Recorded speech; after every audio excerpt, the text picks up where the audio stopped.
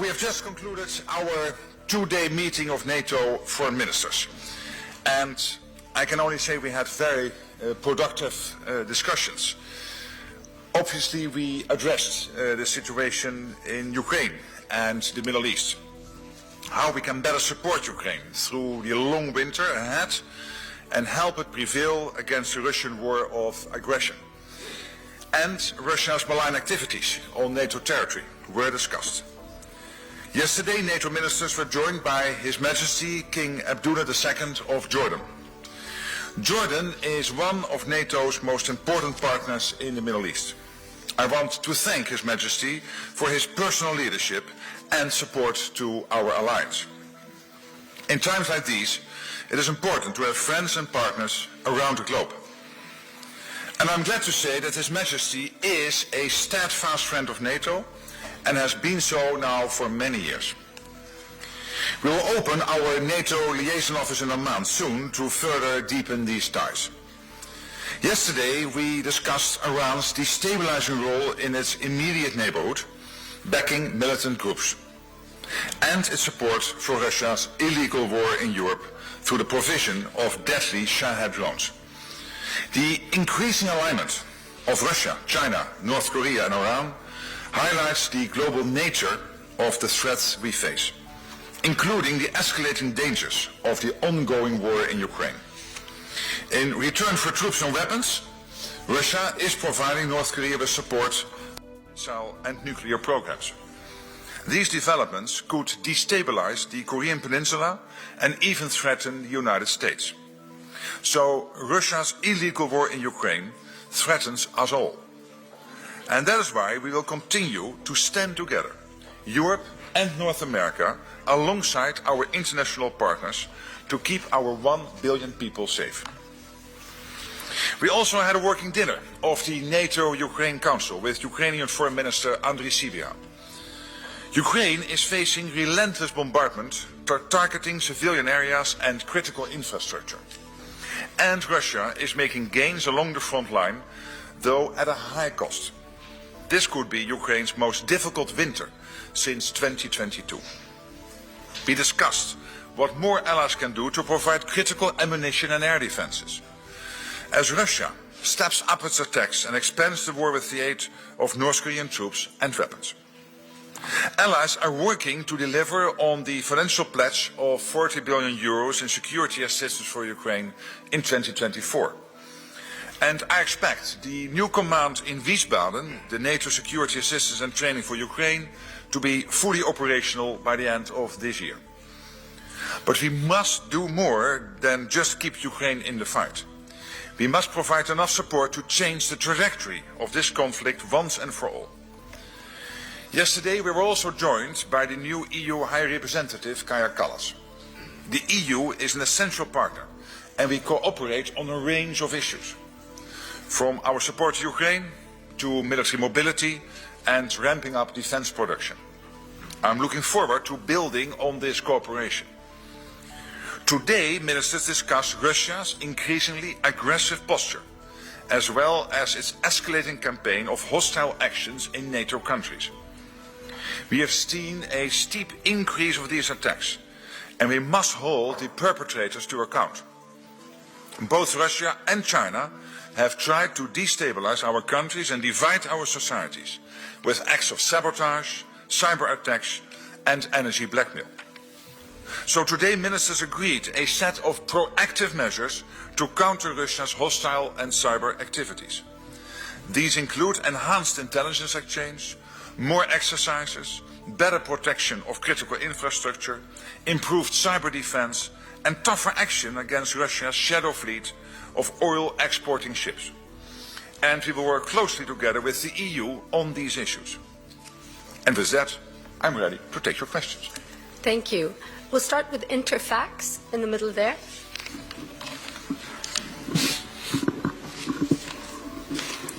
Thank you, Farah. Goedemiddag, Secretary General, News Agency Interfax, Ukraine.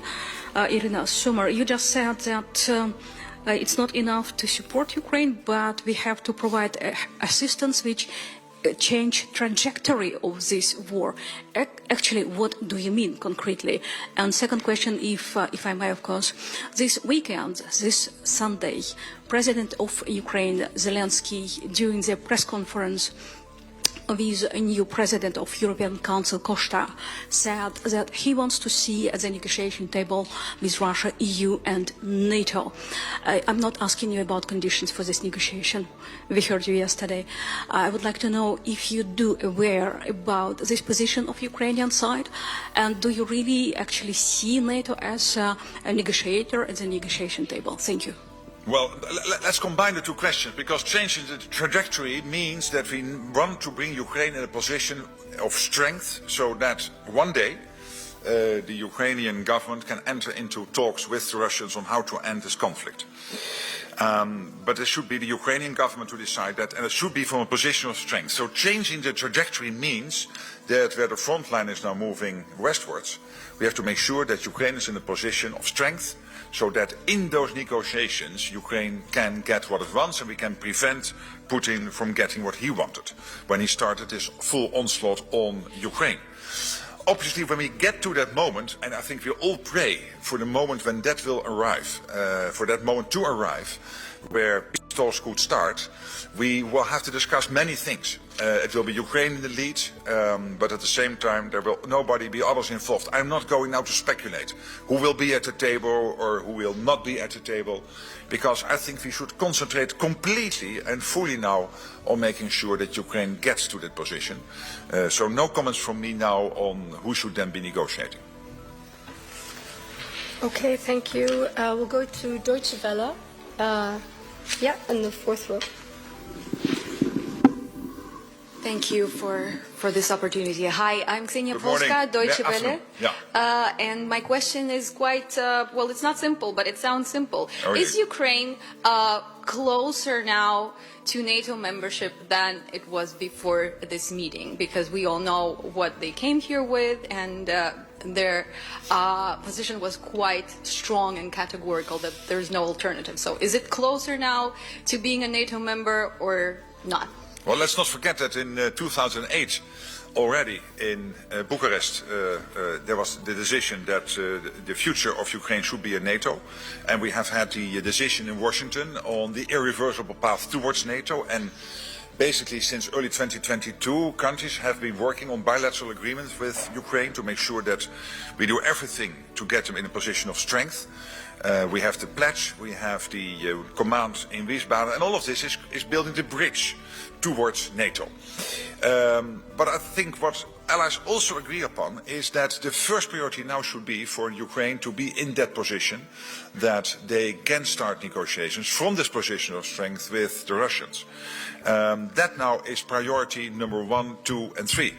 And that's why I'm also avoiding to add my thoughts to the many thoughts going around now on what peace talks could look like, who should be sit at the table, what security guarantees would exactly look like, because first we have to do that first step. And the first step is to make sure that Ukraine from the back foot now gets in a position of strength that is changing the trajectory. That's why I'm using that word, to make sure that they're able to start those talks. And then we have here in this room even, but I know Zelensky and with his team, for him that is also true, they have the best people around to think how they can navigate that discussion.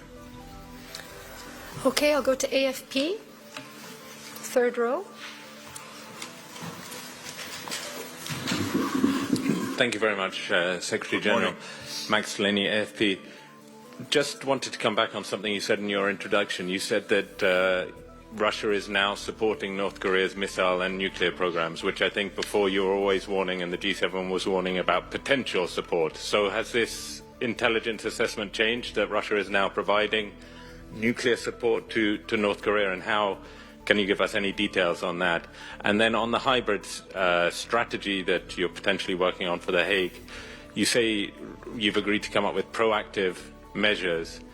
Once again, there's a perception that NATO is acting too slowly, too cautiously, and punching below its weight on trying to deter Russia from doing what it's doing. How can you assure people living in Europe that NATO is doing something now to stop Russia's actions? Yes. Well, on your first question, of course, I'm not going to into intelligence information we have, but more generally, let me say we should not be naive. And when I'm saying this, then it is because we should not be naive. And there's every reason to make that statement that nuclear technology and missile technology is flowing into North Korea, and therefore is a risk now that North Korea will use it not only to be a threat to us here, but also to the US mainland and of course to the region, including the Republic of Korea, South Korea and Japan. On the second question, it is and. So the alliance and all allies are working very hard to make sure when it comes to sabotage, cyber attacks, energy blackmail, that we take all the measures necessary to counter that. It's first of all the allies doing that, and then NATO as a collective, making sure that we gather all the information, that we have the necessary agencies in place. So this is not about a sort of debate we'll have moving towards the The Hague Summit, but we will use the The Hague Summit to take stock, to make sure that we have the latest ideas on the table what we can do more. But if some good ideas come up to do even more than we are already doing, you can be assured we will implement them, not around the The Hague Summit, but immediately. But it will be a stock-taking moment on all of this. Okay, we'll go to the insider, back row as well. Mikhailo, the insider, the Putin many times told about threats of nuclear weapon. What do you think about these threats, and what NATO will do if it's not only the threats? Let me first of all say that we take nuclear issues extremely seriously. There's no doubt. But let's also agree that there is a lot of saber rattling coming out of Russia, and Russia wants us to discuss its nuclear capability, and we don't want to spend time on this. We have to make sure that our deterrence is strong, and it is strong, that we can fight back to any adversary, to any enemy who tries to do us harm. Okay, thank you. We'll go to Yonhap.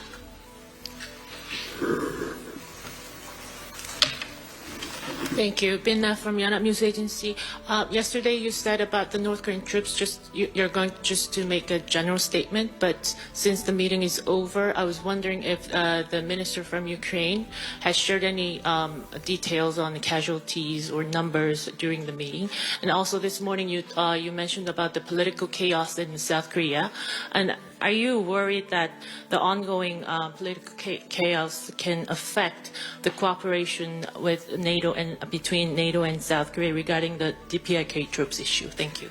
On the first question, there's nothing new I can share now. Maybe you can also check in with the Ukrainians whether they can share something directly with you. I don't think I should do that. Then on the Republic of Korea, so what's happening in South Korea, this is as you know, a fast-moving situation. Korea, the Republic of Korea, is an important partner to NATO. And therefore we are monitoring developments closely of what is happening now in Seoul and in the wider South Korea. I think that the announcement of the end of martial law indicates South Korea's ongoing commitment to the rule of law. We continue to monitor the developments, and on your specific question, South Korea is a strong supporter of Ukraine, and I expect it will remain so. And our partnership with Seoul has deepened as global threats have grown over the last couple of years. And we commend the Republic of Korea for its significant political and practical support to Ukraine. And as I said this morning, the relationship between NATO and South Korea is ironclad. Okay, we'll go to As-Sabah, second row.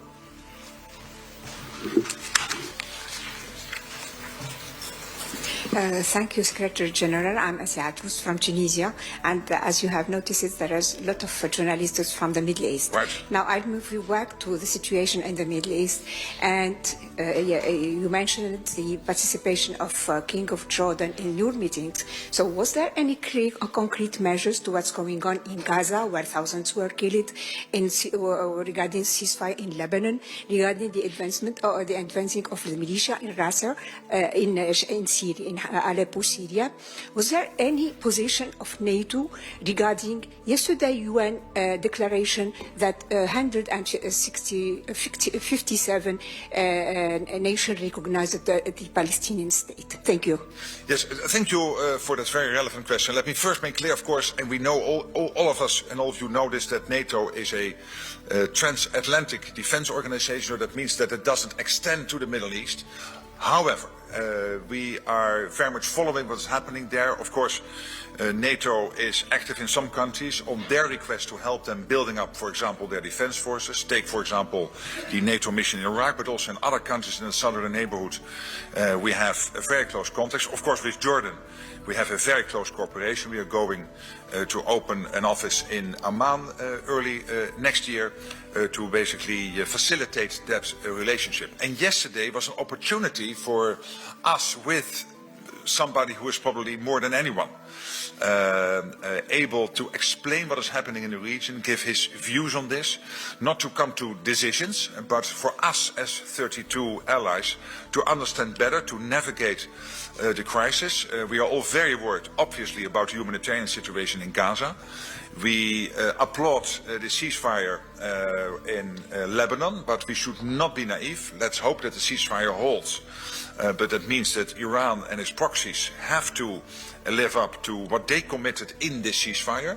And Iran also came up in the discussions yesterday, because we know that there is this connection between what is happening in Ukraine and Iran. Of course, China, North Korea, but also Iran. Russia is paying Iran for its help in the war Russia is at this moment deploying against Ukraine through the Shahed drones, missiles. And Iran is getting money for that. And that money is being used to prop up Hamas and other proxies in the Middle East, and to steer conflict even beyond the Middle East. So all of this is getting more and more connected. The Indo-Pacific, the Euro-Atlantic, and what is happening, of course, in the Middle East. And therefore that visit of the King of Jordan was extremely important. But obviously NATO is not involved in providing security directly. As my predecessor said, we cannot end every conflict or be active in every theater, but we are very much involved in the sense that, for example, we are helping out in a number of countries in developing their defense capabilities. Okay, thank you. I'll go to Reuters over there. Thank you. Secretary General Andrew Gray from Reuters. On defence spending, President-elect Trump said in August that he would insist that every NATO ally spend at least 3% of GDP on defence. He called 2% the steal of the century. You visited President-elect Trump recently. Should all NATO allies now be aiming for that 3% figure? Well, let me first of all say that it was President Trump who, after we took a decision in Wales in 2014, when he came on board as President of the US in 2016-2017, has pushed us to ramp up defense spending. And now NATO, so NATO territory, if you would for a moment exclude the US, is at that 2%. And I think that's to a large part thanks to Trump, also because we feel the need. And particularly the last couple of years, the war in Ukraine has very much advised us to do more. But it started, and I think crucial in all of this has been the Trump push starting in 2016, 2017. And I've said before, not because of Trump, but I believe strongly, and I know many allies believe strongly, that 2% is simply not enough. It is simply not enough if longer term we want to keep our deterrence at the level it is now. Now it is okay. We can now defend ourselves and nobody should try to attack us. But I want that to stay the same in 4 or 5 years. So that is the debate we will be having. And then the question will be, what should the percentage be? Is that 1%, or would you look at country-specific targets given their capability gaps? That's a debate we will need to have within the alliance. But it is absolutely clear. If you want to keep the deterrence at the present level, 2% is not enough. And then to expand on that, the defense industrial base, we are producing not enough at too high prices, and the delivery is too slow. So defense industry needs to put in more shifts, needs to put in more production lines. We cannot have a situation where we just pay more for the same. And we see large kickbacks to the shareholders. And that's the debate we are having with the defense industry. And that is why this transatlantic cooperation, from Turkey up to the US and all the defense industrial companies in the European Union. We need to work closely together to make sure that we produce at a much higher rate and an acceptable price. And I know that most of the CEOs of the defense companies agree with me, and they see, of course, the money going around, and they also see that the South Korean defense industrial base is getting into the market in a number of countries who are now buying South Korean because our own defense companies are not producing at the rate we need. Okay, thank you. We have to wrap up soon, so I'll take 2 more questions, one from Al Arabiya and then BBC Russian after that. Thank you. Good afternoon, Secretary General. You're talking about increasing NATO spending at a time when Europe as a whole is suffering from anemic growth. Germany is the sick man of Europe. How do you anticipate these countries are going to pay for that? And are European citizens going to have to take a serious haircut in these next few years if we're talking about 3% to 4% and maybe beyond that? And separately, Emmanuel Macron and Mohammed bin Salman, the Crown Prince of Saudi Arabia, have suggested that they will hold a conference on Gaza in June. And with NATO, at least in an advisory role in the region, do you anticipate that you'll attend that conference? Thank you. On the second question, I cannot yet give you the answer, so we have to look into exactly what that conference will be, and I was too busy chairing all these meetings, so we will come back to that second question. On the first question, this is key. And the key issue is this, that if we would agree, and I'm absolutely convinced this is the case, that we cannot stick to the 2%, because then we cannot longer term keep our deterrence at the level it is now. That means that we have to spend more. We don't have to spend tens of percentage points. We have to spend more than the 2%. It will move up to whatever percentage. But when you look what countries are spending on pensions, on the social security system and on health, you need a fraction of that spending to make sure that the defense spending gets to a level where we can sustain our deterrence longer term. And this is for politicians to decide on. This is making choices in scarcity.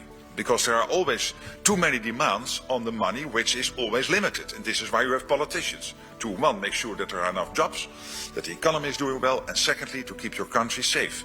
This is about keeping the country safe, to keep the whole of the alliance, all 32 nations, safe longer term. And if then the outcome would be that we would stick to the 2%, because we somehow, and I would find this very strange, as that would be the outcome. I don't accept it and I don't expect it. But if the outcome would be we will stick to the 2%, then that is a deliberate choice. Politicians have to explain to their voters. But if we will get to what I expect and will fight for, spend much more than the 2%, because we have to keep our deterrence at a level where we can keep our alliance safe. And we are a defensive alliance, and let me stress that again, and an alliance based on values and democracy, if we want to keep that alliance safe long term. I'm convinced we will take good decisions over the next month. It will be a difficult debate, and I also will try myself to reach out to the 1 billion people living in NATO territory, to also explain directly to them in a step-by-step approach why this is necessary. And therefore also maybe helping a bit the political debates in some of these countries. Okay, thank you. Last one to BBC Russian, and then it's a wrap. Thank you. Good afternoon, Secretary General. Good afternoon. Sergei Ryashko, BBC Russian. So you've mentioned yesterday that Vladimir Putin is advancing his goals in Ukraine, that he is moving the front line now from the east to the west. And we clearly see that even though he didn't probably reach all of his goals, he's not losing yet. So what do you think could stop him from advancing his goals both in Ukraine and outside the country, as you've mentioned, other hybrid threats from Russia? Thank you. Well, this is about the first question, changing the trajectory and making sure that we do everything to prop up Ukraine and get as much as possible, of course, air defense systems into Ukraine, particularly focusing on the energy grid, but also getting the offensive weapons into Ukraine so that they can fight back. And we have to make sure that they get trained. We have to make sure, obviously, also that enough people are available within Ukraine. This is a debate Ukraine needs to have internally. But we need to do all of these 3 things at the same time, making sure they are trained. I commend what France has been doing with the Anne of Kiev Brigade being trained in France. Of course, we need probably more people to move to the front line, but particularly we, as an alliance, have to make sure that Ukraine, all allies working on this, has what it takes to get to a position of strength, that when that day comes, when they want to start talks, that Ukraine is willing to do that, and that Putin realizes that there is no escape. You get emotional because of my last words. And I understand that. She wanted to say thank you so much. We'll see you next time. Bye-bye. Maybe.